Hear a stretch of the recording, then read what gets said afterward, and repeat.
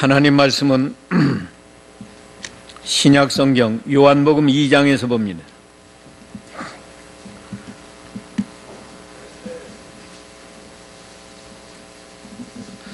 요한복음 2장 1절로 11절까지 보겠습니다.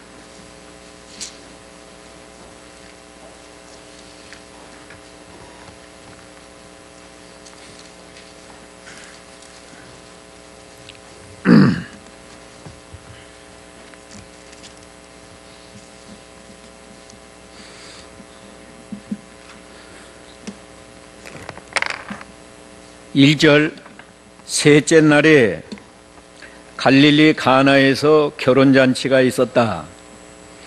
예수님의 어머니가 거기 있었고 예수님과 그분의 제자들도 그 결혼잔치에 초청을 받았다. 포도주가 부족하게 되자 예수님의 어머니가 그분께 말하기를 저들에게 포도주가 떨어졌다 하니 예수께서 말씀하셨다. 여자여, 그것이 나와 당신께 무슨 상관이 있습니까? 내 때가 아직 오지 않았습니다. 그분의 어머니가 하인들에게 말하기를 이분이 너희에게 무엇라고 하든지 그대로 하여라 라고 하였다. 거기에는 유대인의 정결 예식에 따라 하나에 물 2-3동이를 담을 수 있는 돌 항아리 6개가 놓여 있었다. 예수께서 그들에게 말씀하시기를 항아리에 물을 채워라 하시자 그들이 그것들을 가득 채웠다. 예수께서 그들에게 이제는 떠서 잔치 주관자에게 가져다 주어라 하고 말씀하시자 그들이 가져다 주었다. 잔치 주관자는 포도주가 된 물을 맛보고 그것이 어디에서 났는지 알지 못하였으나 물을 떠온 하인들은 알고 있었다. 잔치 주관자가 신랑을 불러 말하기를 모든 사람이 먼저 좋은 포도주를 내고 취한 다음에 덜 좋은 것을 내놓는데 당신은 지금까지 좋은 포도주를 남겨놓았다라고 하였다. 예수께서 이 첫 표적을 갈릴리 가나에서 행하여 자신의 영광을 나타내시니 그분의 제자들이 그분을 믿었다. 아멘. 물이 포도주가 되게 하신 예수님의 이적에 대해서 진리를 증거하겠습니다. 우리가 너무나 잘 아는 내용입니다. 그러나 지식으로 아무리 잘 알아도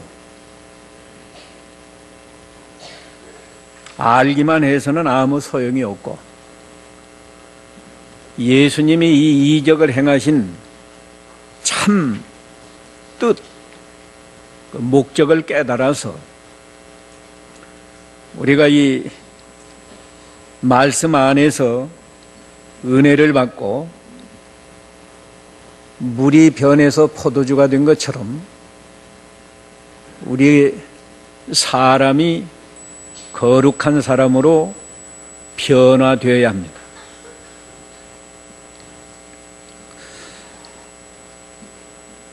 여기 셋째 날에 그랬는데 예수님이 세례 요한에게 세례를 받으시고 그때부터 그리스도의 사역을 공적으로 시작하셨습니다.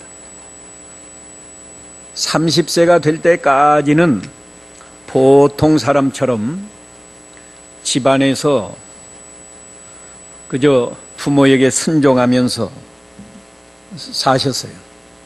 물론 그때도 죄는 범하지 않았지만 특별히 그리스도의 사역을 하신 것은 아니고 보통 사람처럼 사셨습니다. 그러다가 30세쯤 되어서 세례 요한에게 세례를 받고 그때부터 그리스도의 사역을 시작하시는데, 이 셋째 날에 세례받은 지 사흘 후에, 사흘 만에 그 말이에요. 갈릴리 가나에서 결혼잔치가 있었는데 거기에서 물로 포도주를 만드는 그런 첫 번째 이적을 행하셨는데,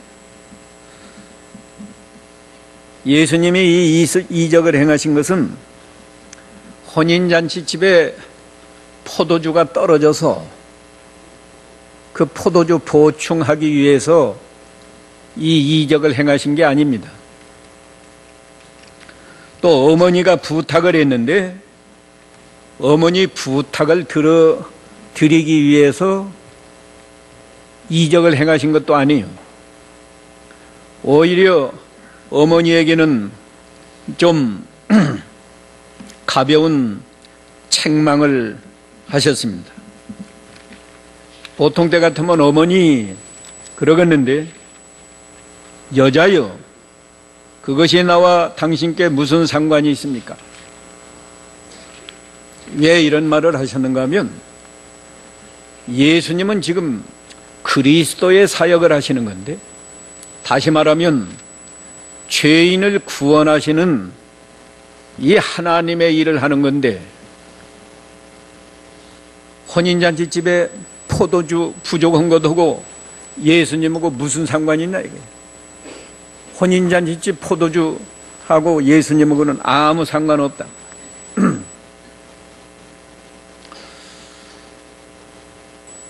예수님이 이 세상에 오신 것은 죄인을 구원하는 그리스도의 사역, 구원 사역을 하러 오셨는데 포도주 떨어진 것이 무슨 상관이 있습니까?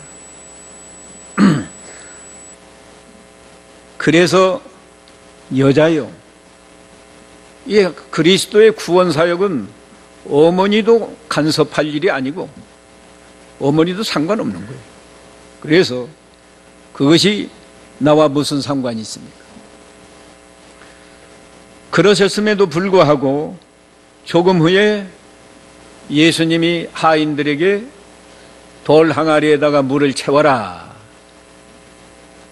채우니까 이제는 떠다가 그 잔치 주관자, 개역 성경은 연회장이라고 그랬는데, 잔치 주관하는 사람이 있잖아요. 그 음식을 배분하고 손님을 접대하고 하는 그 잔치 주관자에게 떠다 주라 하니까, 떠다 주는 그 과정에 물이 변해서 포도주가 되었단 말이에요. 그 포도주를 잔치 주관자는 몰랐어요. 어디서 났는지. 포도주가 금방 떨어진다고 그랬는데, 포도주를 가져오니까 맛보고 나서, 맛보니까 아주 좋은 포도주, 전에 먹었던 포도주보다도 더 좋은 포도주랍니다. 그러니까 신랑을 불러서 잔치 주관자가 칭찬했습니다.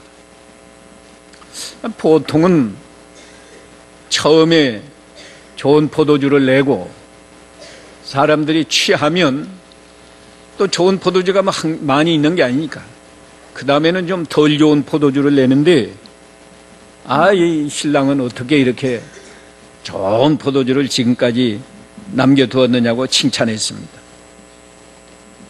그러면 예수님이 이 이적을 행하신 것은 혼인잔치집에 포도주 보충하기 위한 것도 아니고 어머니 요구도 들어드리는 것이 아닌데 왜 이런 이적을 행했느냐? 이 이적을 통해서 예수님의 구원 운동을 상징하기 위해서. 그러니까 이 이적은 예수님이 하시는 구원 운동을 상징하는 거예요. 세 가지. 혼인잔치집에서 이적을 행했다. 물의 변해서 포도주가 되게 했다. 또 셋째 날에 이 이적을 행했다. 이 세 가지가 예수님의 구원운동을 상징하는 겁니다.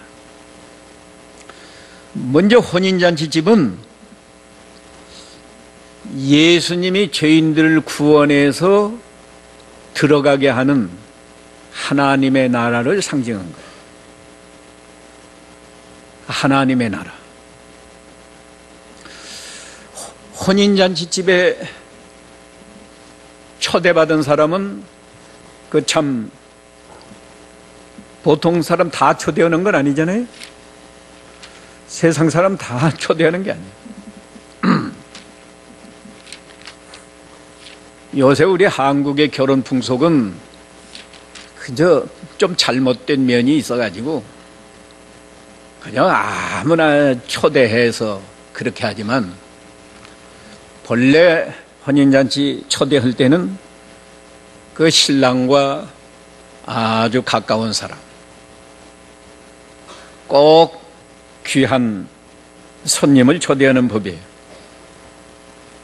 또 초대받은 사람은 어때요? 아주 즐거운 잔치에 참여하는 겁니다. 그거 초대받아서 들어간 사람은 신랑과 교제하고 거기 맛있는 좋은 음식도 가득 상에 차려 있는데 거기에는 뭐 가난한 사람, 부한 사람 차이가 없어요. 누구나 다 그 좋은 음식을 마음껏 먹고 즐기면서 거기는 누구 뭐 근심 걱정하는 것 없고 결혼잔치집에 가서 무슨 자기 개인의 걱정하는 사람 어디 있지? 아주 기쁘고 즐거운 그 세계가 혼인잔치입니다. 예수님이 죄인들을 구원해서 들어가게 하는 그 하나님의 나라, 하나님의 나라가 이 혼인잔치와 같다 하는 것을 알게 하시느라고 혼인잔치집에서 이 이적을 행했어요. 그 다음에 포도주를 만들었는데 이 포도주 하기 전에 예수님이 그 마태복음 22장 2절에 보면 말이에요. 천국을 비유로 말씀하시면서 천국은 자기 아들을 그 위해서 혼인잔치를 베푼 어떤 임금과 같다. 마태복음 22장 2절에서 그렇게 말씀했습니다. 그러니까 이 혼인잔치는 천국을 비유한 거고 그 천국에 들어갈 사람은 예수님을 통해서 구원받은 사람만 들어가는 거예요. 그 다음에 이 포도주는 또 무엇을 상징하는가? 예수님의 십자가 구속을 상징한 겁니다.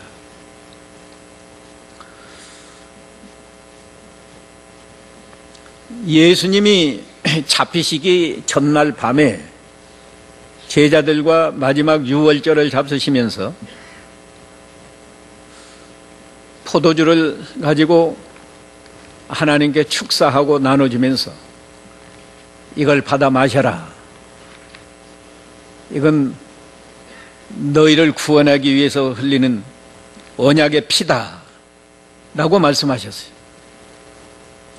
마태복음 26장 27절 8절 읽어보세요. 마태복음 26장 27절 또 잔을 들고 감사 기도를 드리신 후에 그들에게 주시며 말씀하셨다. 너희 모두 이것을 마셔라. 이것은 죄 용서를 얻도록 많은 사람을 위하여 흘리는 나의 피, 곧 언약의 피다. 예.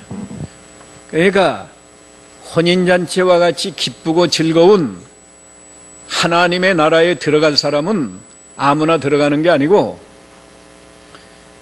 예수님을 예수님이 불러서 구속하신 십자가에서 속죄양으로 죽으셔서 구속하신 그 백성, 예수님의 십자가 구속을 믿는 사람만 그 하나님의 나라에 들어갈 수 있는 것을 우리에게 보여준 거예요.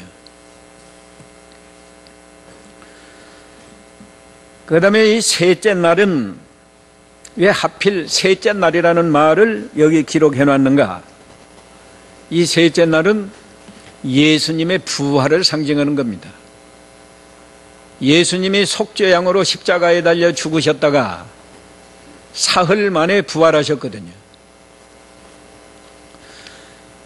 이 예수님이 생명의 부활로 사망을 다 이기시고 그 부활을 통해서 구원받은 성도들에게 부활의 산 소망을 주셨을 뿐 아니라 우리 성도들이 부활해서, 몸이 죽어도 부활해서 혼인잔치와 같이 기쁘고 즐거운 하나님의 나라에 들어가서 거기서 영원히 주님을 모시고 산다. 이 구원운동을 아주 잘 상징적으로 보여주신 거예요. 혼인잔치 집에서 물로 포도주를 만들어서 이 셋째 날에 이렇게 이적을 행하신 것은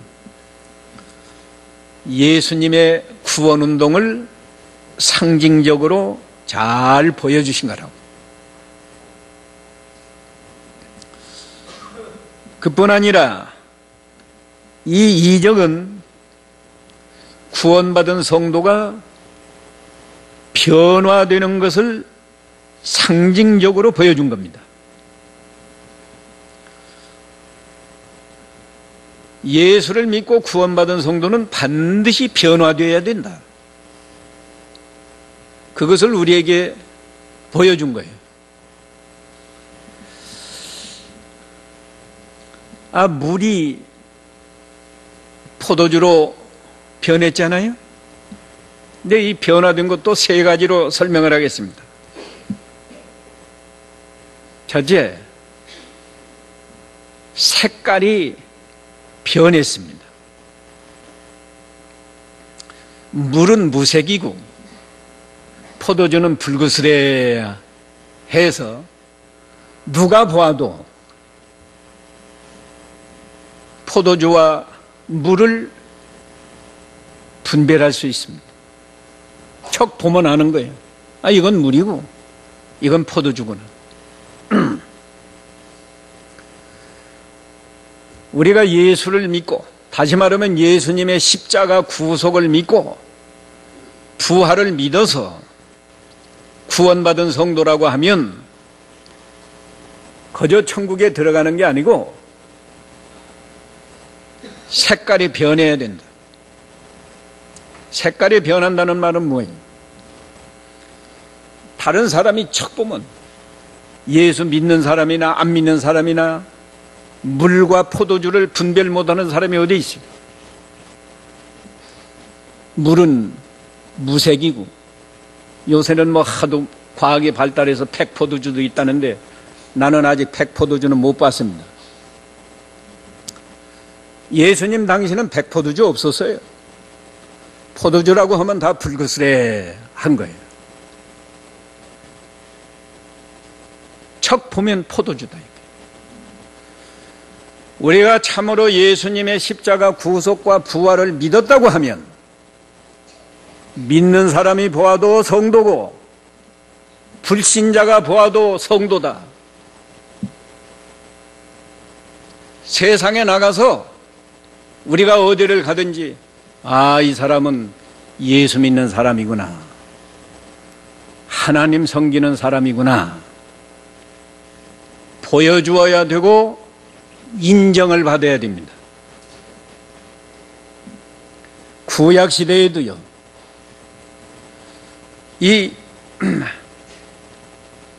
믿음 잘 지키는 사람들은 믿지 않는 사람들에게 하나님을 보여주고 하나님 섬기는 사람으로 인정을 받았어요. 아브라함은 창세기 21장 22절에 보면 믿지 않는 블레셋 아비멜렉 왕과 군대 장관이 와서 당신에게 하나님이 함께 하십니다. 스스로 말했습니다. 창세기 21장 22절 읽어보세요. 그때 아비멜렉과 그의 군대 장관 비굴이 아브라함에게 말하기를 당신이 하는 모든 일에 하나님께서 당신과 함께 계십니다. 예. 이 아비멜렉, 그 사람 안 믿는 블레셋 사람이에요. 블레셋 사람인데도 아브라함에게 찾아와서 당신이 하는 모든 일에 하나님께서 함께 하십니다. 아브라함을 존경하고, 그래서 지금 아브라함에게 와서 서로 평화 조약을 맺으려고 왔다고. 아브라함만 그랬어요. 창세기 39장 3절에 보면 야곱의 아들 요셉이 애굽의 종으로 팔려갔는데, 종으로 나이도 많지 않아요. 불과 17살 먹어서 종으로 팔려갔는데 애굽의 바로왕의 시위대장 보디발이 보니까 하나님이 함께한다는 거예요.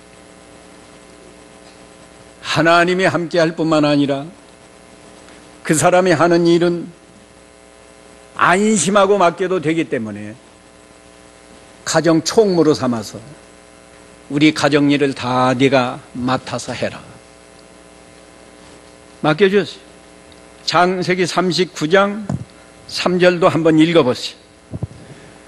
창세기 39장 3절 여호와께서 요셉과 함께 하시고 또 여호와께서 그가 하는 모든 일을 그의 손에서 형통케 하신 것을 그 집주인이 보았다. 예.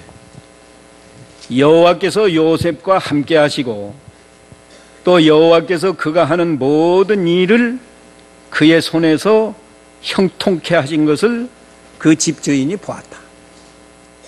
그래서 불과 17살 먹은 소년이지만 보디발이 이방나라 왕이 아니라 바로왕의 시위대장이다. 네가 우리 집안일을 다 맡아서 해라. 너는 우리 집안의 총무다.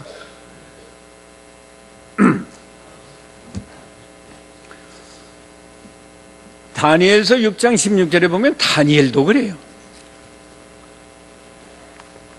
다니엘을 모함하는 사람들이 나와가지고 기도했다고 사자굴에 넣어야 된다고 하도 졸라대니까 느부갓네살왕이 다니엘을 사자굴에 넣으면서도 내가 항상 섬기는 네 하나님이 구원하시기를 바란다. 오늘날 여기 모인 분들은 다 예수님의 십자가 구속을 믿고 부활을 믿고 하나님의 자녀라고 말하는데 세상에 나가서 과연 하나님을 믿는 성도로 인정을 받고 존경을 받을 만큼 변화가 되었나 그 말이에요. 이런 변화가 없다고 하면 우리가 심각하게 고민하고 회개하고 변화되기를 힘써야지. 예수 믿은 지가 몇십 년씩 되어도 항상 그 상태에서 그 자리에서 교회만 왔다 갔다 하면서 스스로 신자라고 믿는 것은 자기를 속이는 거예요.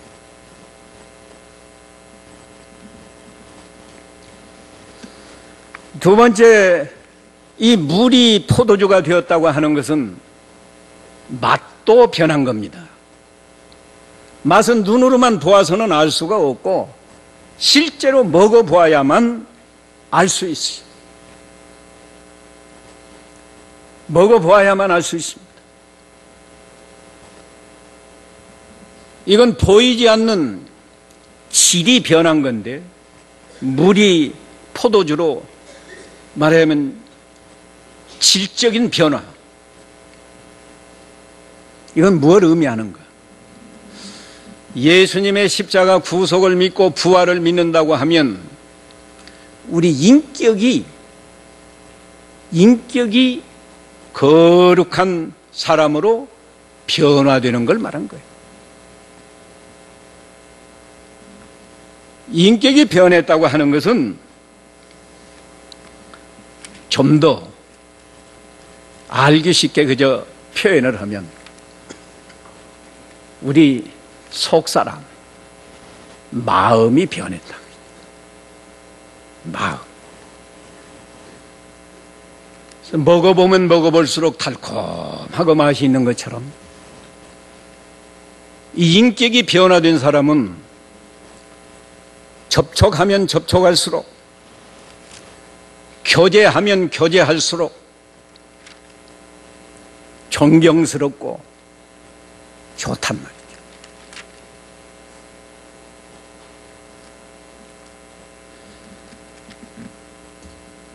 어떻게? 마음이 욕심이 없고 깨끗하다. 거짓이 없고 진실하다. 교만한 것이 없고 겸손하다. 악한 것이 없고 선하다. 그거 속의 인격이기 때문에 그냥 겉만 봐서는 잘 모르지만 대화를 해보고 교제하고 사귀어 보면 사귀어 볼수록 예수 믿지 않는 사람은 욕심이 많은데 이 사람 접촉해 보니까 욕심이 없구나. 욕심이 없다. 욕심 없는 사람을 좋아하지 욕심꾸러기를 좋아해요? 또 교제해 보니까 이 사람 거짓이 없고 진실하다. 이 사람 말이라고 하면 믿을 수가 있겠다. 그럴 때 존경하고 사랑하고 좋아하는 거라.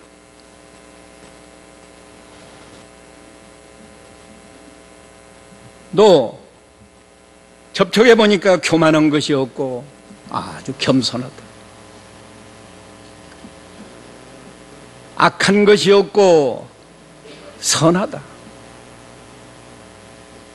그게 변화된 거예요.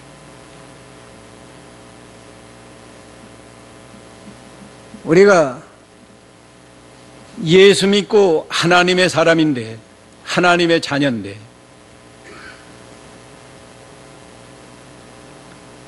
가정에서나 직장에서나 교회에서나 나를 접촉하는 사람들이 나를 무엇라고 평가하는가? 저 사람 욕심쟁이다. 저 사람 말 진실하지 못해 믿을 수가 없다. 저 사람 교만하게 짝이 없다. 저 사람 악하다. 그런 말을 듣는다고 하면 그게 어떻게 하나님의 자녀라고 할 수 있나? 그건 변화되지 못한 거예요. 사람은 본래 다 죄인으로 태어나서 다 악한 성품이 있죠. 없는 게 아니에요.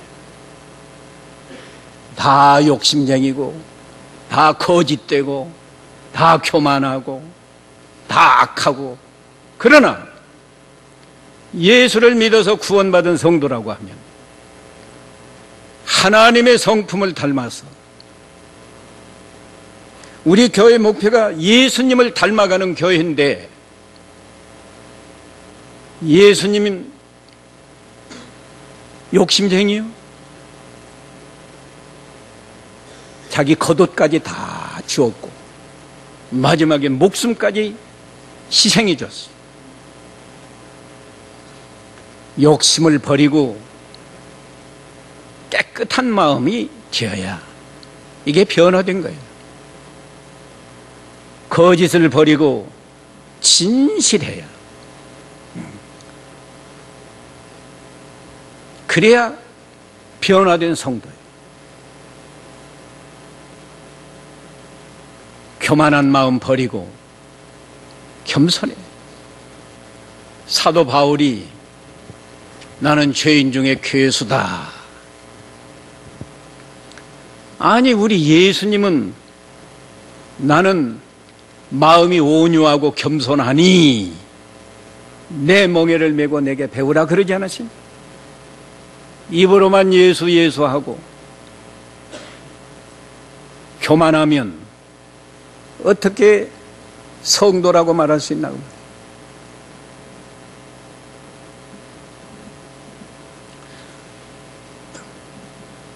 사람이 본성은 악하지만 우리가 예수를 믿고 하나님의 자녀가 되었으니까 선한 성품을 가지. 모든 성경은 하나님의 감동으로 된 것으로 교훈과 책망과 의와 또 바르게 함과 이렇게 교육해서 하나님의 사람으로 온전케 하고 모든 선한 일을 행하기에 온전케 하려 함이라 그랬는데, 선해. 우리가 완전하지는 못해도 그래도 안 믿는 사람보다는 선해야 되잖아요. 안 믿는 사람보다는 진실해야 되잖아요. 안 믿는 사람보다는 겸손하고 깨끗해야 되잖아요. 그게 맛이 변한 겁니다.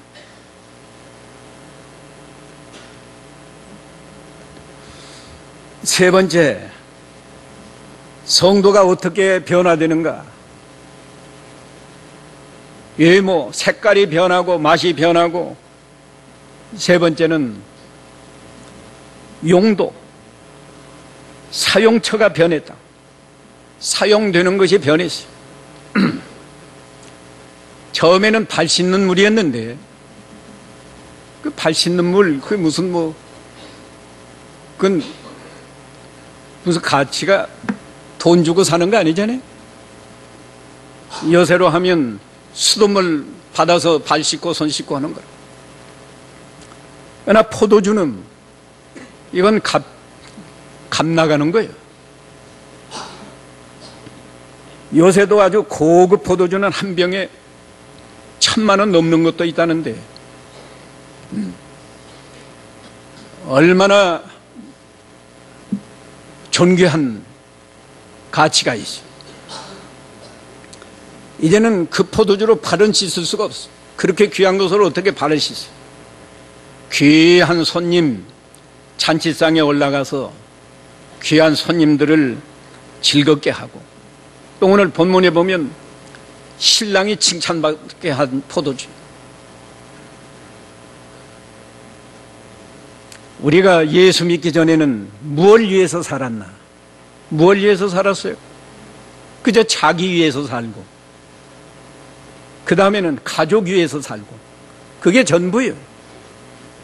좀 위대한 사람은 나라를 위해서 산 사람들이 있는데 요새는 나라 위하는 사람도 없는 것 같아요. 나라야 망하든지 어쩌든지 자기 하나 잘 먹고 잘 살고 자기 가족 하나 잘 살면 그만이고, 그래서 부정한 방법으로 밀수도 하고 그죠? 부정식품도 만들어서 팔고, 저 북한 김정은은 자기 하나 잘 되기 위해서 국민들은 굶든지 죽든지 다 내팽개치고 그러지 않아요? 그러나 예수를 믿은 다음에는 우리가 어떻게 이용당하고 어떻게 살아야 되는가? 첫째가 하나님을 위해서 사는 거예요. 우리가 살아도 주를 위해서 살고 죽어도 주를 위해서 죽나니 그러므로 우리가 사나 죽으나 주의 것이로라. 하나님을 위해서 살고, 그 다음에 다른 사람들에게 유익을 줘야 해요.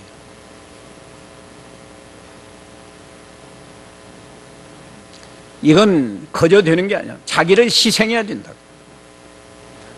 자기를 희생하지 않고는 하나님을 기쁘시게 할 수도 없고 다른 사람에게 유익을 줄 수도 없어요. 그래서 아까 욕심을 버리고 깨끗해야 다른 사람들이 존경하고 좋아해요.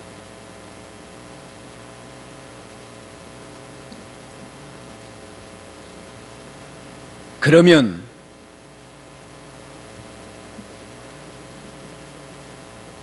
어떻게 해서 이렇게 변화가 될 수 있을까?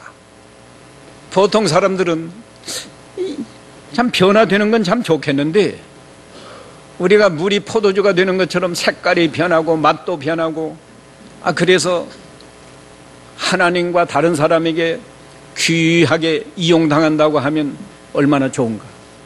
변화가 안 됩니다. 그렇게 한탄하는 사람이 있는데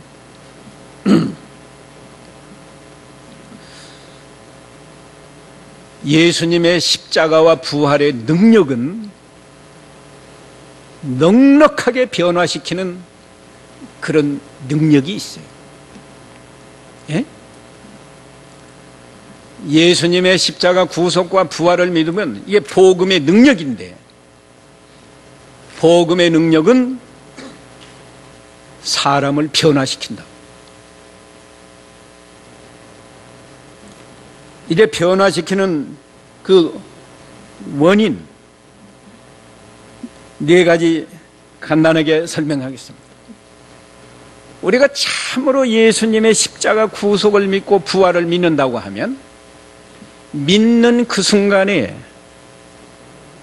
우리 마음이 깨끗해집니다.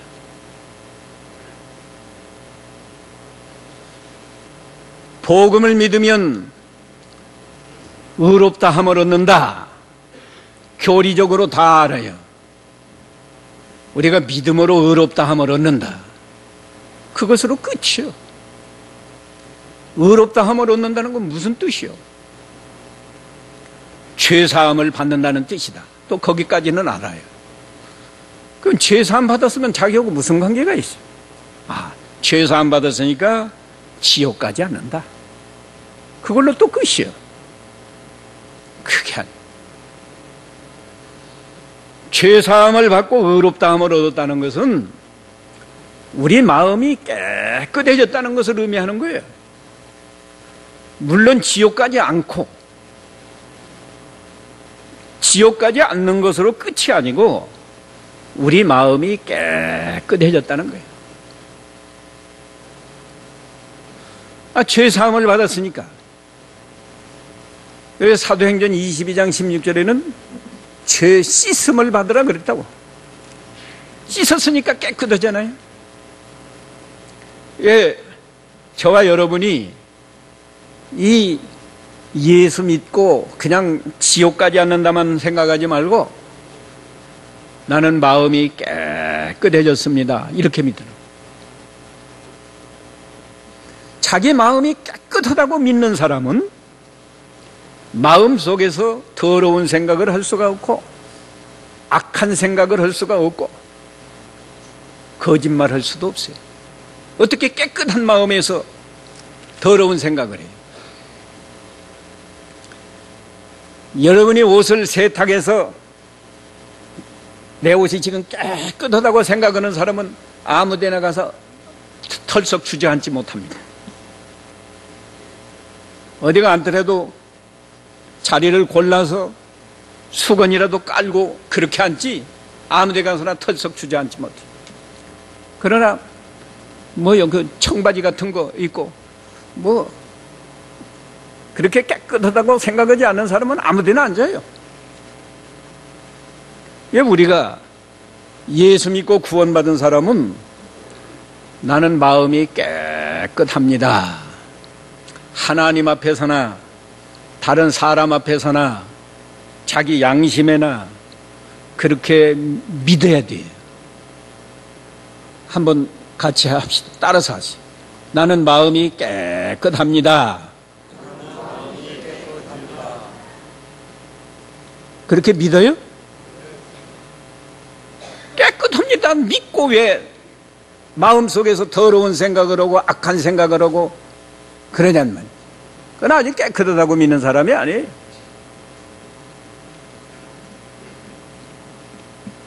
그 다음에 하나님은 우리가 예수님의 십자가 구속을 믿고 부활을 믿기만 하면 예수님 안에 있는 영생을 우리에게 주시잖아요. 그 영생은 새 생명이에요. 이거 지식으로는 다 알아요. 예수 믿으면 영생 얻습니다. 다 안다고. 영생 얻고 끝이요? 영생을 얻으면 허물과 죄로 죽었던 우리 영혼이 살아나요. 그 에베소 2장 1절 5절에 있잖아요.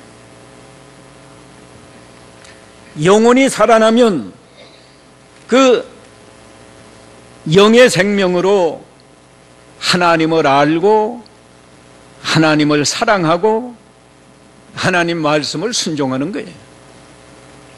그러니까 사람이 변화가 되죠.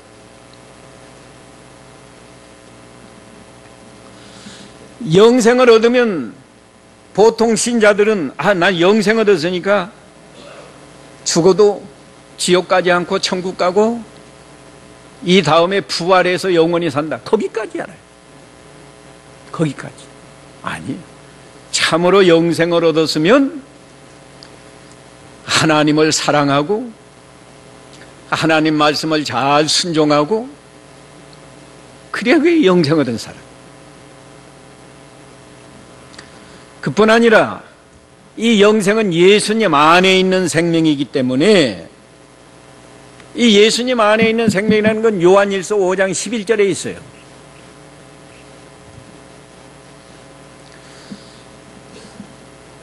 그 영생을 얻으면 우리 영혼이 예수님과 연합이 되는 거예요. 접붙임이 되는 거라고.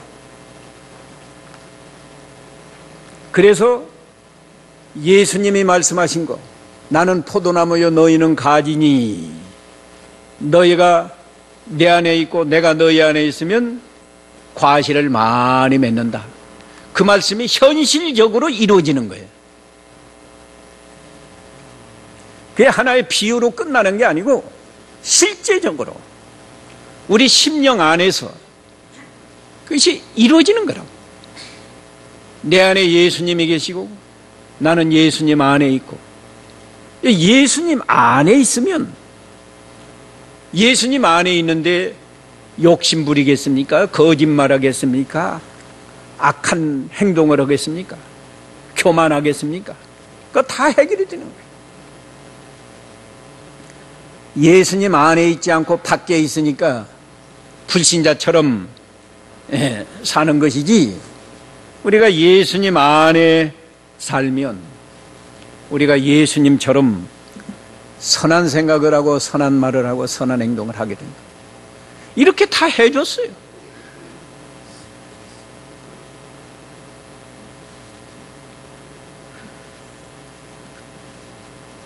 또 네 번째는 말이죠. 지금 이 복음의 능력이 어떤 능력이기에 우리를 이렇게 물이 포도주로 변하는 것처럼 변화의 역사를 일으키느냐? 죄를 용서해서 우리 마음을 깨끗하게 한다. 예수님 안에 있는 영생을 주어서 우리 죽었던 영혼을 살려서 하나님을 믿게 하고 알게 하고 섬기게 한다.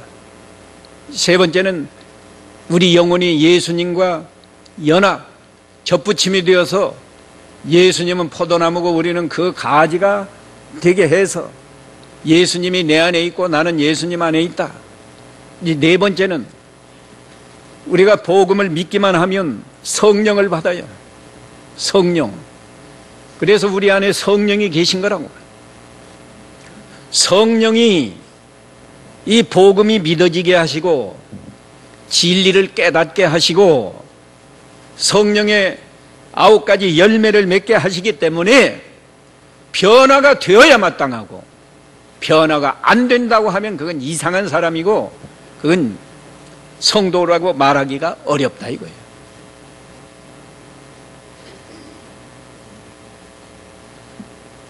우리가 믿는 예수님, 그저 믿고 형식적으로 지옥이나 안 가고 천국에 가는 그런 예수님이 아니고 물이 변해서 포도주가 되게 하는 이런 변화의 역사를 일으키는 능력의 주님이죠.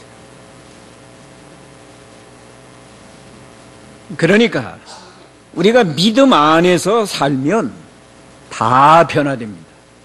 오늘 이 복음의 능력 4가지를 믿으면, 그 믿음 안에서 살면 다 변화가 돼요. 4가지가 뭐예요? 다 듣고도 몰라요? 4가지가 뭐예요? 뭘 믿어야 돼요? 내 마음이 깨끗해진 걸 믿으라. 내 마음이 깨끗해졌다. 또 2번째는 죽었던 영혼이 살아나서 내가 이 영의 생명으로 하나님을 알고 하나님을 사랑하고 하나님을 순종할 수 있다. 그걸 믿으라는 거예요. 3번째는 내 영혼이 예수님과 연합이 되어서 예수님이 내 안에 있고 나는 예수님 안에 있다. 내가 예수님 안에서 살면 예수님처럼 언제나 선한 생각을 하고 선한 말만 하고 선한 행동을 할 수 있다. 이 믿음을 가지라는 거죠. 그러고도 또 은혜를 주셔서 성령을 우리에게 주셔서 우리가 성령의 능력으로 성령의 인도를 받으면 우리는 미련하지만 진리 가운데로 인도해서 진리도 깨닫게 해주시고 성령의 9가지 열매가 얼마나 좋은 열매들이 그런 열매를 맺히게 하는데 믿음을 떠나서 사니까 불신자와 같이 되는 거예요. 이런 귀한 진리를 우리에게 깨닫게 하려고 이적을 행하신 것이지, 뭐 예수님이 혼인잔치집에 포도주 보충해 주려고 이적 행한 게 아니에요. 예수님의 어머니 부탁 거절하지 못해서 이적을 행하신 게 아니에요. 그런데 아예 어떤 사람은 아예 이 성경을 오용해서 예수님도 물로 포도주 만들었다. 포도주는 마셔도 된다. 이런 말 하는 사람들은 아주 망령된 거고 성경 해석이 아주 잘못된 겁니다. 오늘 우리가 잘 아는, 내용을 잘 아는 이 성경인데 다시 한번 이 말씀을 증거하는 것은 우리가, 저와 여러분이 얼마나 변화되었는가. 예? 과연 변화가 되어서 세상에 나가서도 내가 거룩한 하나님의 사람으로 인정받고 있는가? 또 교회 안에서나 밖에서나 나를 접촉하고 교제하는 사람이 시간이 가면 갈수록 나를 좋게 생각하고 존경하고 사랑하고 그런 존재인가? 조금 교제해보다가 틀렸다 하고 점점 멀리하는 그런 존재인가? 나는 지금 어떻게 내가 하나님 앞에나 사람 앞에 이용되고 있는가? 발신눈물처럼 하찮은 존재로 살고 있는가? 아니면 하나님을 기쁘시게 하고 다른 사람을 유익하게 하는 그런 존재인가? 오늘 심각하게 고민하면서 지금까지 변화가 좀 잘 안 됐다고 하면 더욱 힘써서 변화되는 이 일에 더욱 분발하도록 우리가 힘쓰자는 감동으로 이 말씀을 증거합니다. 이 말씀 기억하시면서 각자 잠깐 기도하시오.